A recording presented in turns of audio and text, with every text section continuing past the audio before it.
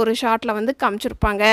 கிட்ஸுகளுக்காகவே ஏலியனை பார்த்ததும் கையை தூக்கி கிட்ஸ் மாதிரியே பயப்படுறதுன்னு அழகாக டிசைன் பண்ணியிருப்பாங்க எஸ்கேவோடைய கேரக்டரை இந்த படத்தில். யானை ஒரு குழிக்குள்ளே விழுந்துரும். அது எப்படி வந்திருக்கும் அப்படின்னா, கம்பியில் சின்னதாக ஒரு கேப் இருக்கிறத ஒரே ஒரு ஷாட்டில் மட்டும்தான் காட்டியிருப்பாங்க.